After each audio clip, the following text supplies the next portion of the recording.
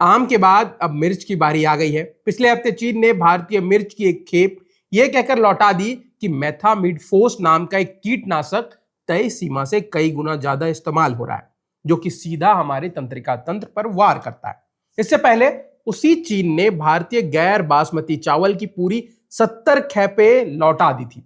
कुछ हफ्ते पहले जापान ने 4 दशकों में दूसरी बार हमारे आमों के लिए दरवाजा बंद कर दिया, क्योंकि उसके निरीक्षकों को हमारे कारखानों में धूमन प्रोटोकॉल में खामियां मिली।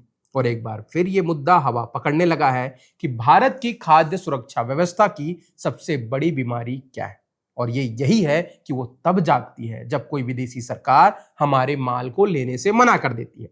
और ऐसा नहीं है कि मैं कोई मनगढ़ंत बात कह रहा हूं, क्योंकि ये बात अब किसी आरोप की बात नहीं है। ये सीधे सीधे आंकड़ों और घटनाओं की मोहर के साथ साबित हो चुकी है। क्योंकि अब इस घटना के बाद उद्योग के कई हिस्सों में चिंता फैल गई है। आंध्रा में मिर्च निर्यातकों ने राज्य सरकार को पत्र लिखकर केंद्र से कीटनाशकों की समस्या का समाधान करने का आग्रह किया है और सख्त परीक्षण, किसानों में अच्छी कृषि पद्धति के प्रति जागरूकता बढ़ाने, खतरनाक रसायनों पर अंकुश लगाने की मांग की है। पर इस पूरी कवायद में जो सवाल किसी फाइल में दर्ज नहीं है, वो ये कि जब विदेशी ग्राहकों के लिए हमारा हर दाना जांचा परखा जाता है, हर फल सब्जी की जांच हो सकती है, तो अपने देश के 140 करोड़ लोगों की थाली के लिए वो जांच क्यों गायब हो जाती है? क्या सरकार या उसकी संस्था को अपनी नागरिकों की जिंदगी की कोई कीमत नहीं लगती है? अब इसी बात पर इस बार पुरानी घटनाओं पर भी बात कर लेते हैं। 2024 की उस घटना को याद कीजिए जब हांगकांग और सिंगापुर में एमडीएच और एवरेस्ट जैसे जाने पहचाने भारतीय मसालों पर एथिलीन ऑक्साइड पकड़ा गया था। और ये वही रसायन है जिसे डब्ल्यूएचओ ने ग्रुप 1 क्रासोजोनिक, यानी कि इससे तो पक्का कैंसर होगा, घोषित किया था। इसके बाद देखते ही देखते 5 देशों ने भारतीय मसालों पर रोक लगा दी।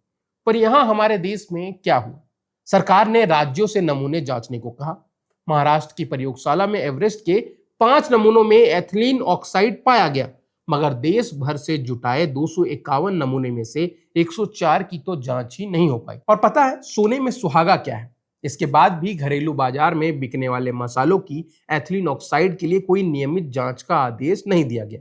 यानी कि जो जहर सिंगापुर के नागरिकों को नहीं खिलाया जा सकता, वही ठाठ से हमारी रसोई में पहुंच रहा है और किसी को कोई फर्क नहीं पड़ता है, ना प्रधान को ना सेवक को।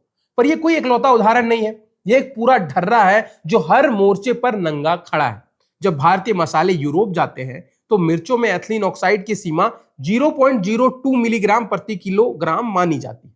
पर वही मसाला जब अपने देश के भीतर बिकता है तो कोई अनिवार्य जांच नहीं होती है। और इससे भी शर्मनाक बात यह है क्लोरफायरिफोरस की कहानी, वो ऑर्गेनिक फास्फेट कीटनाशक जो 1977 से यहां हमारे देश में इस्तेमाल हो रहा है, जिसे बच्चों के मस्तिष्क विकास को नुकसान पहुंचता है, जन्म के समय कम वजन, कैंसर तक से जोड़ा गया है, जिसे 40 से ज्यादा देश बैन कर चुके हैं और जिसके वैश्विक प्रतिबंध का प्रस्ताव 2025 में जनेवा सम्मेलन में आया था।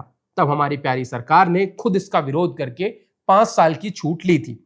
यूरोपीय संघ में इसकी प्रभावी सीमा 0.01 मिलीग्राम प्रति किलोग्राम है, जहां व्यवहार में प्रतिबंध जैसा ही है कहीं ना कहीं। फेसी के नियम फलों पर 0.5 और सब्जियों पर 0.2 मिलीग्राम तक की इजाजत देते हैं।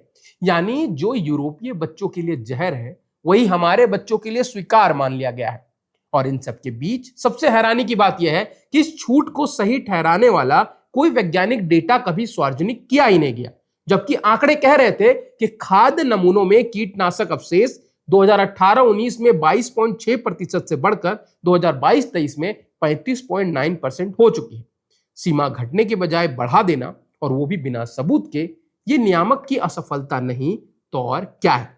और आप सोचिए कि क्या स्थिति है कि 2022-23 में भारत ने बनी जो खांसी की दवाएं विदेश गई थी, उन्होंने गमीबिया में 70 बच्चों की, उज्बेकिस्तान में 18 से 19 बच्चों की, इंडोनेशिया में 200 से ज्यादा बच्चों की जान ले ली, क्योंकि उनमें एंटीफ्रीजिम में पड़ने वाला जहरीला डायएथिलीन ग्लाइकॉल मिला था। पर भारत ने उस वैश्विक शर्मिंदगी के बाद क्या किया? हमारी सरकार ने निर्यात के नियमों को तो कस दिया, पर घरेलू निगरानी को जस के तस छोड़ दिया। और इसी लापरवाही की कीमत 2025 में हमारे बच्चों ने चुकाई, जब मध्य प्रदेश के क्लोरोड्रिफ्ट नाम के कफ सिरप, जिसमें कि 48% से ज्यादा डायएथिलीन ग्लाइकॉल था, जिसको पीकर कम से कम 24 मासूम बच्चों, ज्यादातर जो कि 5 साल से 6 साल के थे, गुर्दे फेल होने, तड़प तड़प कर मर जाने की घटनाओं के बाद जान गंवा दी।